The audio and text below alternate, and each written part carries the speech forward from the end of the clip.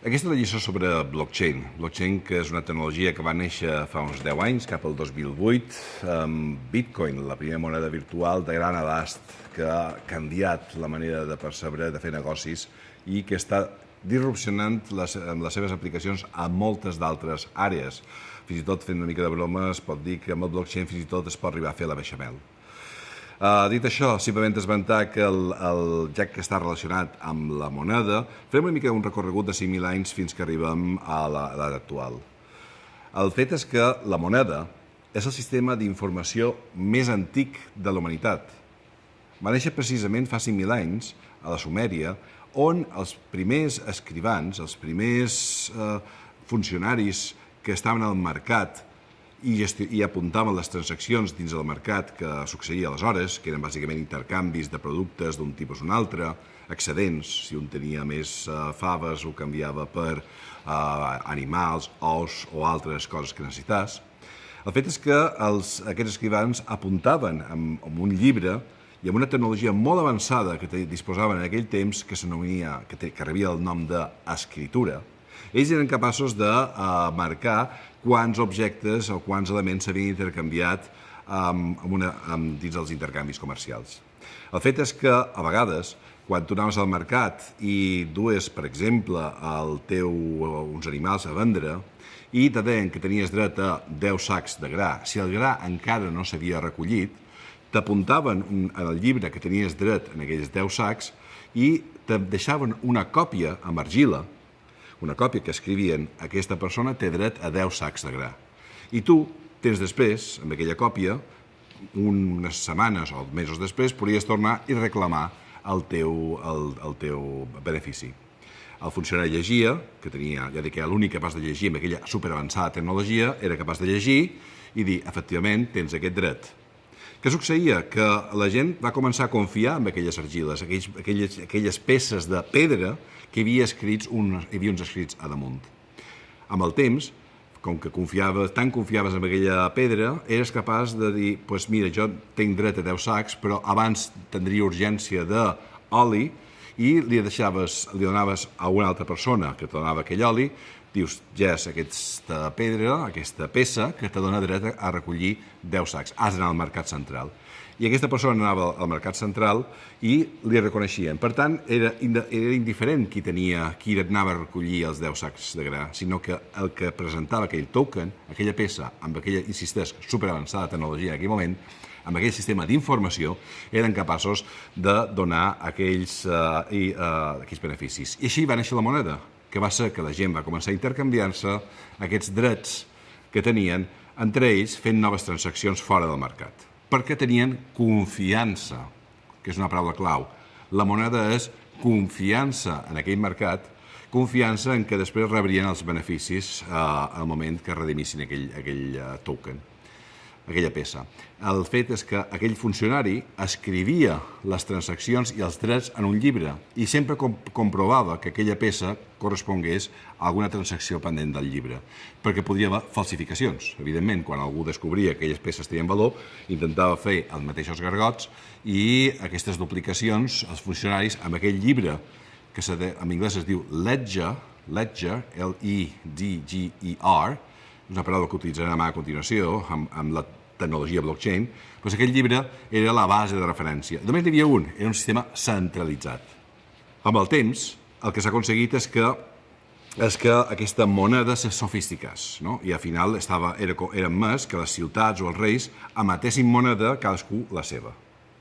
I en funció del prestigi, la confiança que tenia la gent amb el poder d'aquell rei o d'aquella ciutat, s'acceptaven, tenien més o menys valor. Passen milers d'anys, ens entrem a l'edat mitjana, i a Europa central, apareixen mercaders que eren especialistes en gestionar no només els diners que feien amb la seva feina o amb el comerç, sinó que hi havia alguns que amb el seu temps lliure, quan, per exemple, un sabater feia les sabates, s'asseia al carrer a un banc a vendre on es posava el seu material, però mentrestant, com que era ric,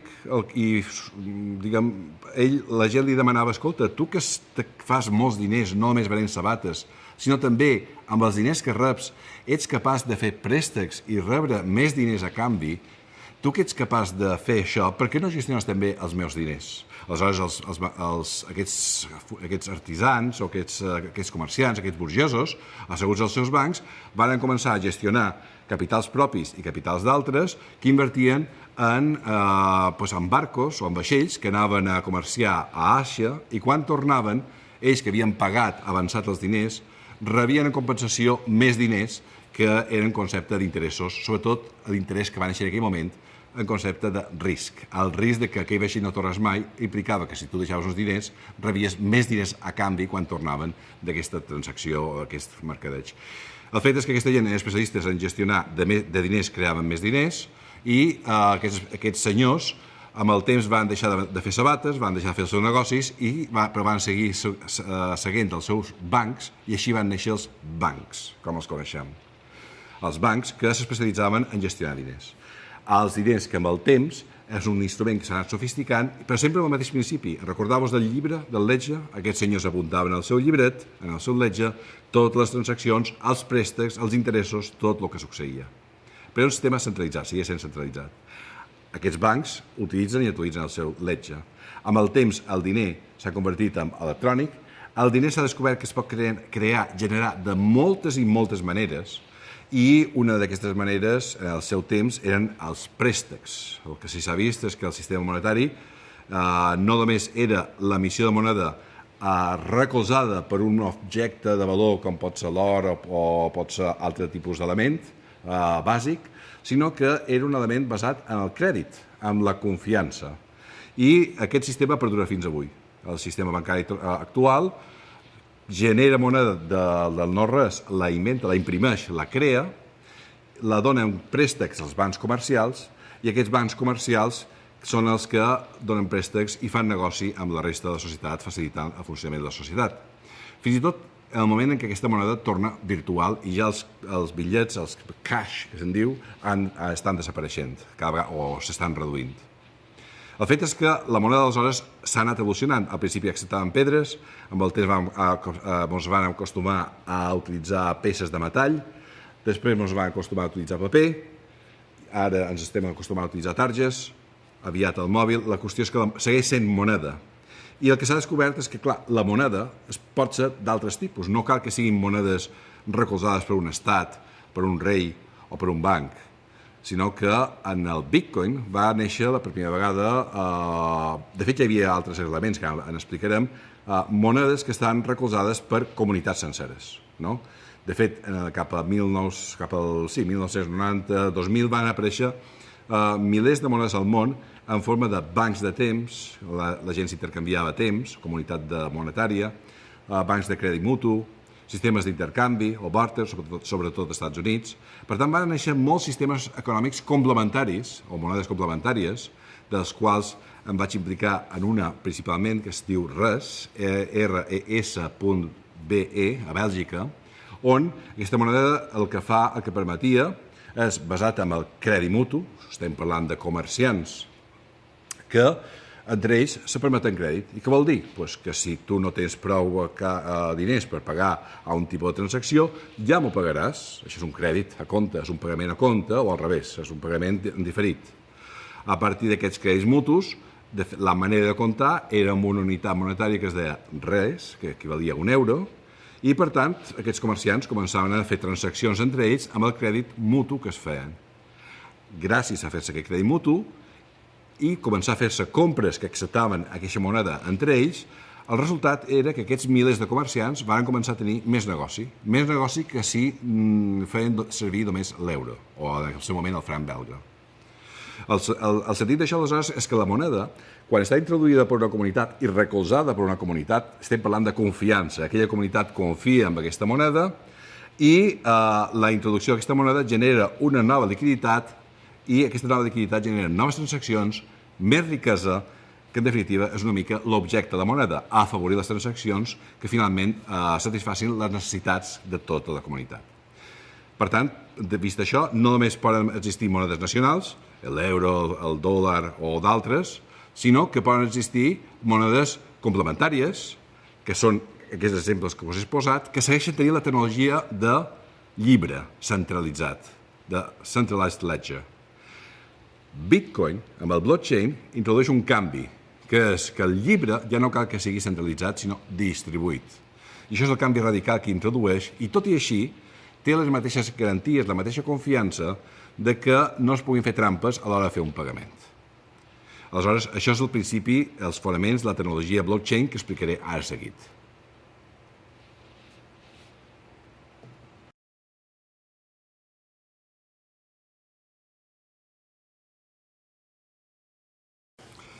Doncs el que deia, blockchain el que introdueix és una manera distribuïda d'apuntar el llibre de comptes. El fet és que tothom, ja no només el banc o l'Estat, té aquell llibre de comptes, sinó que el pot tenir cadascú. I cadascú pot verificar si aquesta transacció que ha succeït entre dues persones s'ha realitzat correctament o no.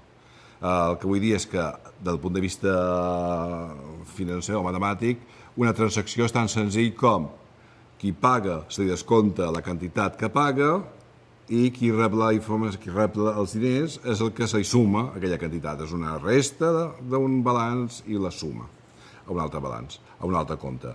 És tan senzill com això. I contínuament està en el llibre fent sumes i restes que han de quadrar. Què vol dir? Que si tu has fet una transacció, vol dir has emès un bitcoin d'un compte a un altre, el que has d'evitar és que aquesta persona pugui tornar a enviar aquest bitcoin o aquesta moneda a una altra persona i ho pugui fer milers de vegades. Perquè aleshores, si tu dones un bitllet de 10 euros a una persona i aquella persona se'l queda, tu no pots donar aquell mateix bitllet a una altra persona perquè ja l'has deixat. En el món físic això és fàcil, en el món virtual és més difícil i per això amb el llibre centralitzat se solucionava. Però amb Bitcoin, amb blockchain, el que se fa és distribuir aquell llibre. Per tant, tothom el que fa és observar que quan hi ha una transacció, mirar que la persona que emet els diners té el balanç, té suficients diners i es pugui fer la resta i la suma i se pugui fer la transacció. Al final, tothom actualitza la transacció aquella. És el que denominem, el que esmentem com a testimonis. Això és la base de la tecnologia. Els testimonis són varis que validen aquesta transacció. Quan hi ha suficients testimonis que diuen que aquella transacció és correcta, tota la xarxa, tot el món, i podem parlar de milions de nodes, poden actualitzar el seu llibre. Estem parlant de milions de llibres distribuïts. Llavors, aparentment, és una complexitat. És molt més fàcil tenir un sol llibre, un sol ledger, que no molts i molts ledgers, molts i molts llibres de comptes en el món. Aquesta tecnologia s'anomena Distributed Ledger Technologies, DLT, que és la categoria genèrica a la qual blockchain l'enceta, la primera d'aquesta categoria. El fet és que això té un avantatge.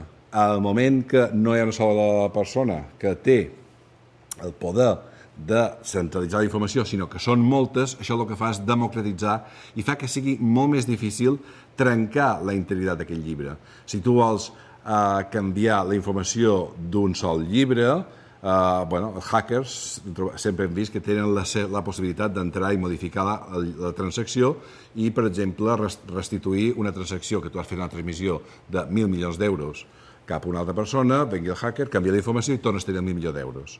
Això, evidentment, el sistema centralitzat lluiten perquè això no passi. En canvi, en un sistema distribuït, si vols fer aquest canvi, has de hackejar milions d'ordinadors, milions d'altres nodes, el qual fa que sigui més difícil, especialment quan aquest protocol blockchain es basa en això, en què al llibre totes les transaccions se van encadenant una en l'altra de tal manera que introdueix en principis criptogràfics aquesta protecció. El que fa és que un conjunt de transaccions les empaqueta el que s'anomena un bloc i aquest bloc el que fa és en una funció criptogràfica crear un hash que el que representa és únic per a aquest bloc. Penseu que un simple canvi de la informació d'aquest bloc fa que sigui un hash totalment diferent. És impredictible quin serà el següent hash. Què passa? Que aquest bloc, les següents transaccions se posen en un altre bloc i el que fa és el hash del bloc primer s'inscriu en el segon bloc i tot ell s'encripta generant un nou hash. Què succeeix? Que tu, a mesura que vas ampliant el llibre, i recordeu, el llibre està distribuït, per tant, tothom fan aquestes actualitzacions, el tercer bloc conté el hash de l'anterior, torna a fer el hash complet. En conseqüència, tots aquests blocs estan lligats. Si tu ataques algun d'aquests blocs i intentes canviar alguna informació per fer el double spending, per intentar restituir fraudulentament alguna operació, es trenca el que se diu la integritat d'aquests blocs. Què vol dir la integritat? Que si tu un bloc el pots canviar, el hash de tot el bloc canvia i entra en discordància amb el hash del bloc següent. I això crea una discordància que immediatament queda detectada. Per tant, si tu ataques un sol ledger, d'un sol node, aquest ledger serà diferent i amb evidència que ha sigut atacat i per consens, que se'n diu, la resta de nodes, el que faran serà descartar aquest node com a outlier. Per tant, cada atac que facis serà descartat. I, en conseqüència, aquesta tecnologia el que mostra és resistència als atacs, de tal manera que ara avui s'ha demostrat, i això cada dia està agafant més força, aquesta tecnologia, més evidència de que és capaç de resistir fins al 51% dels atacs. Vol dir que si tu vols aconseguir fer una modificació d'aquestes, has d'atacar més de la meitat de la xarxa, i això ara avui, computacionalment, sembla que no hi ha ningú que sigui capaç de fer-ho. La tecnologia és novedosa, és molt resistent i val la pena, ja que m'agrada fer referències històriques, dir que aquesta tecnologia en si té la potència dels sistemes criptogràfics, una innovació perquè combina diverses tecnologies que ja existien, crea un concepte nou, que és el del llibre distribuït, que permet això, que tothom pugui auditar aquests llibres, que tothom pugui, en total transparència, veure que la informació és correcta, i això dona poder a la gent i no tant als poders centralitzats. I quan dones poder a la gent, generes noves oportunitats de negoci, que és el que està demostrant el blockchain, no només perquè és capaç de suportar noves monedes que ja hem vist en l'exemple anterior, que les monedes complementàries són capaces de generar riquesa, no només per la introducció de la moneda, sinó també perquè tecnològicament és un sistema, ja dit, que dona poder a la gent enfront de poders centrals que ja sabeu que els monopolis sovint duen a contracció econòmica. Remarcant la ressenya històrica, el fet és que la Iglésia cristiana, de fet entre altres, ja havia inventat un sistema d'aquests de llibre distribuït en certa mida. La Iglésia tenia el seu llibre, que era, per exemple, el cas dels matrimonis, era el matrimoni què és en essència? És una transacció o un acord entre dues parts. Aquestes dues parts es prometen fidelitat i es prometen un seguit un contracte, un seguit de coses que han de respectar d'aquell moment de la vida endavant. Queda registrat en un llibre, el llibre de l'Iglésia, que en Pepet s'ha casat amb una Marieta, i que ha hagut aquesta transacció, dia i hora. I això que ho escriu? El que domina la poderosa tecnologia de l'escriptura, que és el senyor frare, el senyor capellà, que és el que escriu i inscriu això. Però fixeu-vos que l'Iglésia no només escrivia i tenia en aquell llibre centralitzat els matrimonis, sinó que també tenia la noció de testimonis. I qui eren els testimonis? O qui són els testimonis encara? Doncs típicament els amics i els joves, i uns quants d'ells, 2, 3, 4, 5, quan més millor. Per què això? Perquè la gent d'aquell temps, estem parlant de la mitjana fins ara, no sabia ni llegir ni escriure. En conseqüència, però tot així, d'aquesta manera, simplement demanant, escolta, aquests dos s'han casat, doncs sí que hi havia hagut testimonis que deien, sí, aquests dos se van casar ja fa temps, i, en fi, podien explicar i donar fe d'aquell matrimoni sense saber llegir i escriure i amb capacitat, diguem, realment de prescripció, de dir, realment aquestes persones s'han casat. No calia anar al registre de l'Iglésia, tot i que si anaves allà tenia la prova escaient. Per tant, aquí veiem que l'Iglésia va inventar el mecanisme de llibre distribuït i, per tant, veiem la potència d'aquests esquemes i això és el que conté blockchain. Blockchain, insisteix, des que s'ha descobert, ha creat noves i noves monedes electròniques. No només ja existeix el Bitcoin, sinó que s'han creat noves monedes com l'Ethereum, Ripple, Litecoin, Monero, moltes centenars de noves monedes, perquè l'esquema sempre és el mateix. Una comunitat que té fe, té confiança en ella i que és capaç d'introduir amb aquesta tecnologia nova moneda que permeten noves transaccions. I s'ha demostrat, perquè Bitcoin en 5 anys ha superat amb escreix, si us he explicat l'exemple anterior del RES o d'una altra moneda que es diu VIR a Suïssa, que eren monedes complementàries en llibre centralitzat, per tant no blockchain, i que per arribar als 4.000 milions d'euros en transaccions, aquestes monedes se van inventar en 1934, després de la primera d'aquella recessió del 29, va necessitar més de 50 anys. En canvi, Bitcoin arriba i supera llargament aquesta xifra en menys de 5 anys.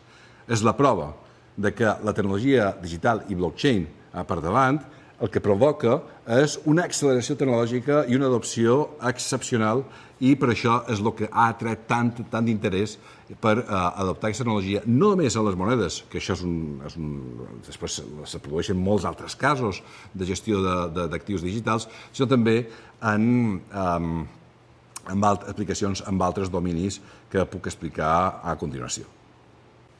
De les aplicacions que blockchain té i que se n'estan descobrint moltes més, partim de la primera, l'essencial, la bàsica, el punt de partida amb el Bitcoin. El Bitcoin permet fer pagaments persona a persona entre persones que potser que no es confien entre elles, però tot i així poden arribar a fer una transacció, de la mateixa manera que podies fer un pagament amb cash, amb paper físic. Aleshores, això és la virtut, perquè, sobretot, evita el problema digital de que puguis fer el double spending, vol dir el que puguis utilitzar el mateix token, el mateix bitllet per pagar múltiples vegades.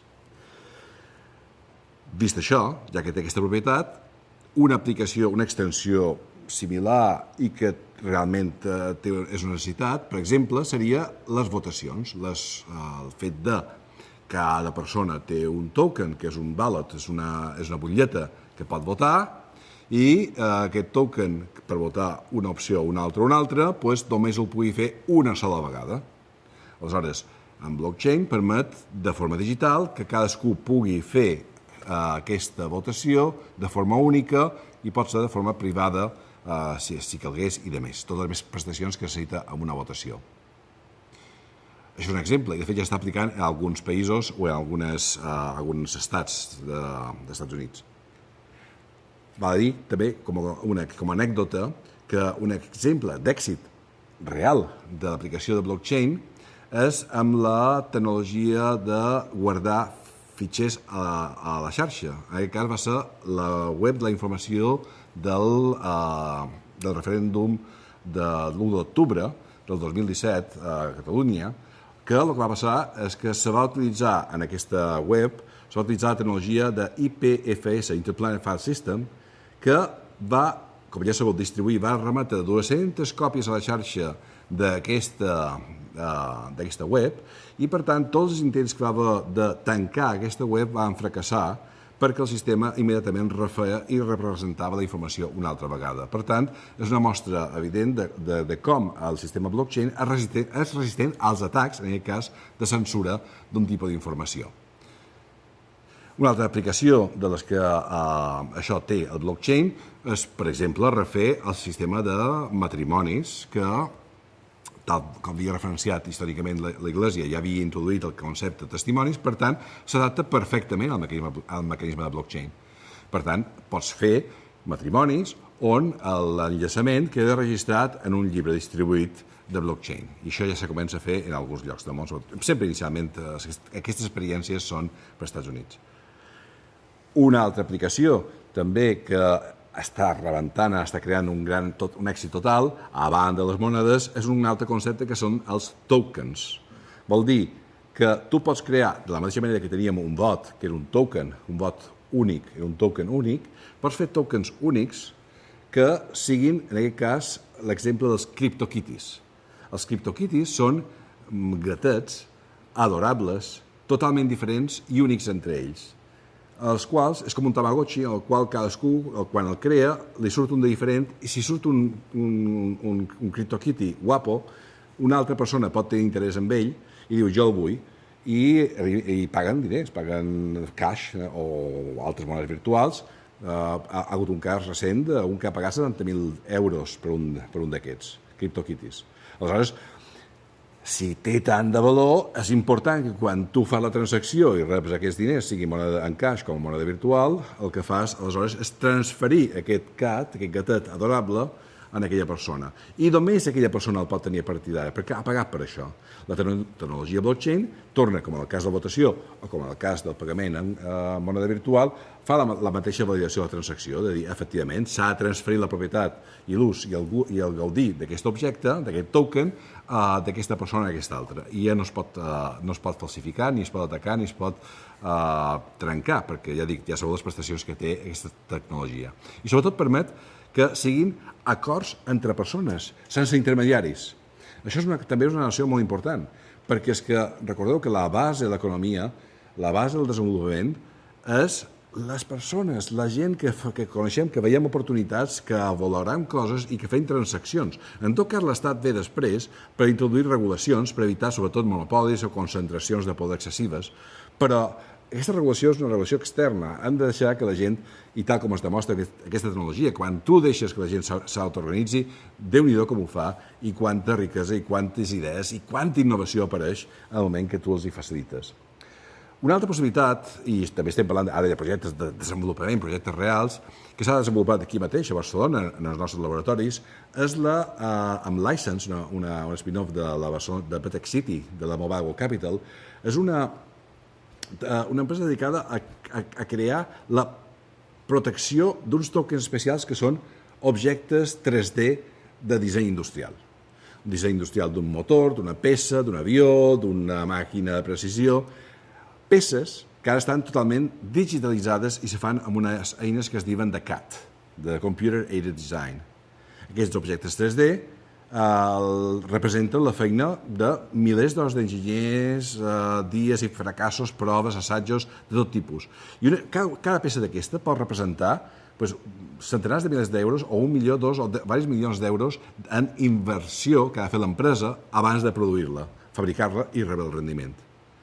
La dificultat que hi ha és que aquest objecte digital és fàcilment copiable, atacable, o una cosa que passa molt sovint és que quan tu l'envies a la Xina a produir, la produeixen però ja l'han copiat. El qual immediatament, al moment que l'envies a produir, ja tens algú que està fabricant amb un avantatge competitiva brutal respecte al no haver hagut d'invertir zero, cap diner en propietat intel·lectual i te fa la competència amb una cosa que és teva.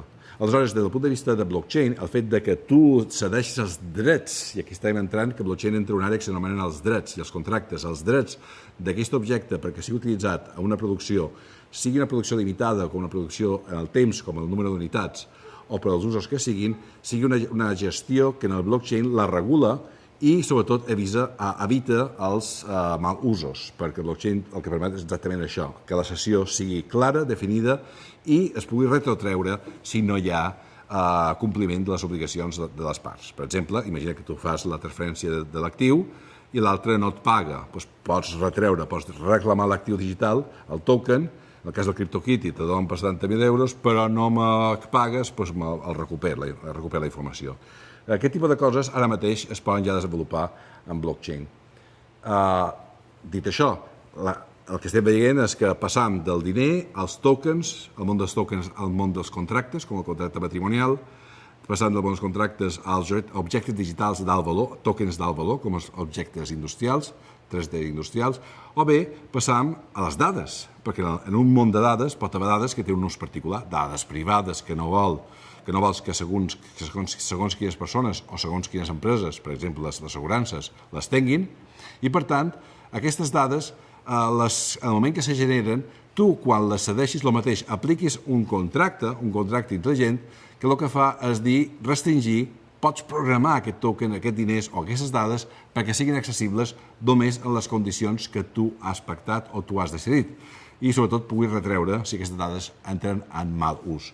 És important descobrir que aquests usos del blockchain evolucionen cada vegada més a un concepte que s'anomenen els contractes intel·ligents. Ja no estem només parlant de transaccions que és transferir actius digitals, tokens o moneda o drets d'una persona a una altra, sinó que poden ser sessions temporals, sessions limitades, tot aquest tipus de coses és el que ha de permetre amb un contracte, amb un programa, i es diu smart contract, que s'apuja a la xarxa, se pugen al blockchain i de la mateixa manera que és verificable que tu tens la propietat d'un determinat token, també es pot verificar que dues parts s'han posat d'acord en què es faci un, no sé, en aquest exemple, per un altre exemple, el cas d'un lloguer.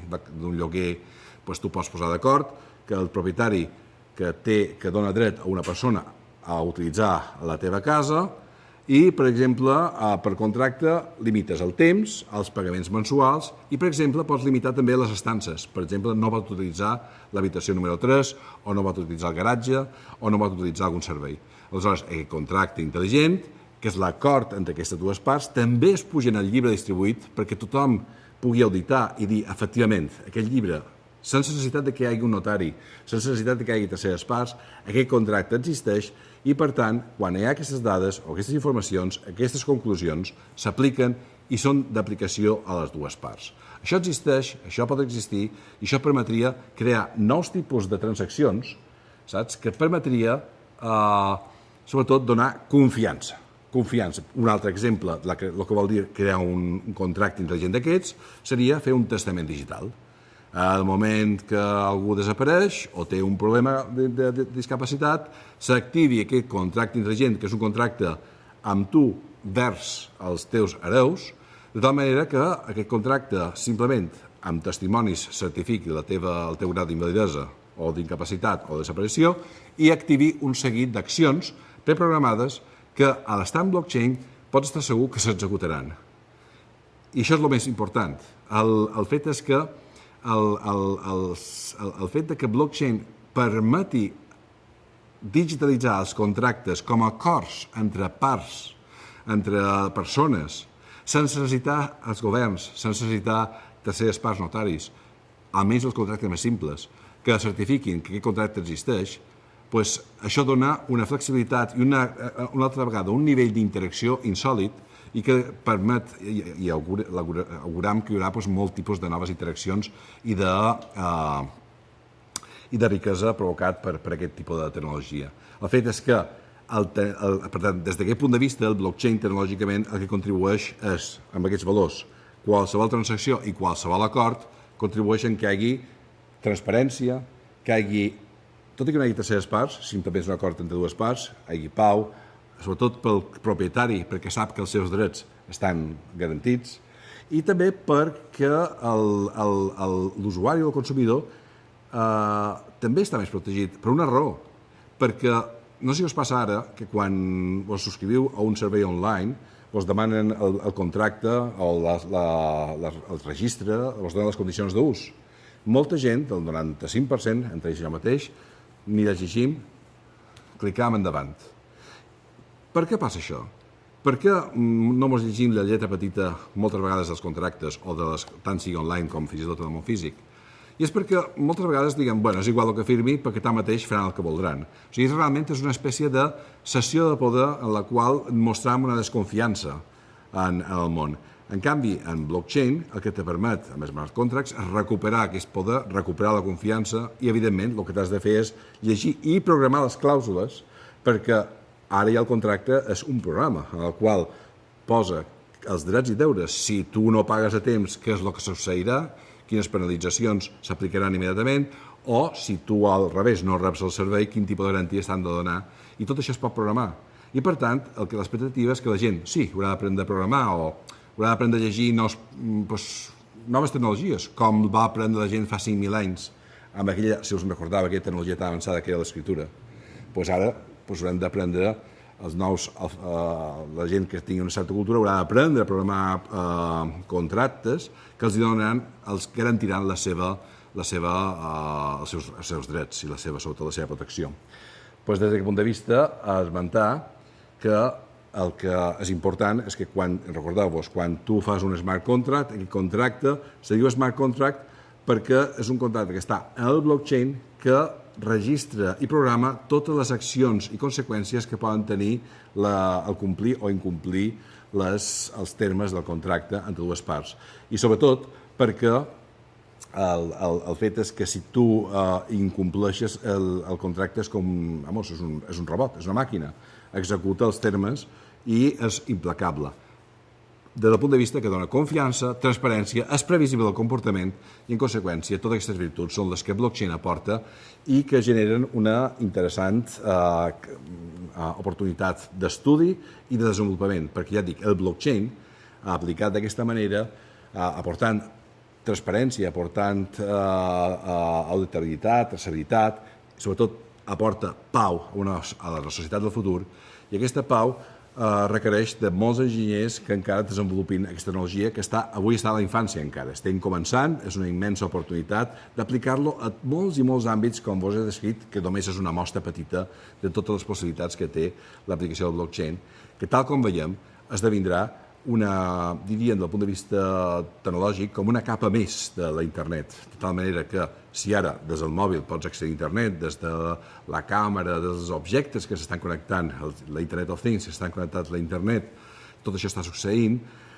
Imagineu-vos la quantitat de dispositius que s'estan connectant a internet. Si afegim una capa de blockchain que permeti que hi hagi tots aquests acords i que verifiqui totes aquestes transaccions, ja siguin dades, amb tokens, amb pagaments, amb acords, en tots aquests elements entre persones i màquines i entre màquines i màquines, vos podeu imaginar la quantitat de desenvolupament que queda i les oportunitats que representa, una altra vegada, per desenvolupadors telemàtics, informàtics, tècnics de tot tipus per treballar en aquesta nova tecnologia.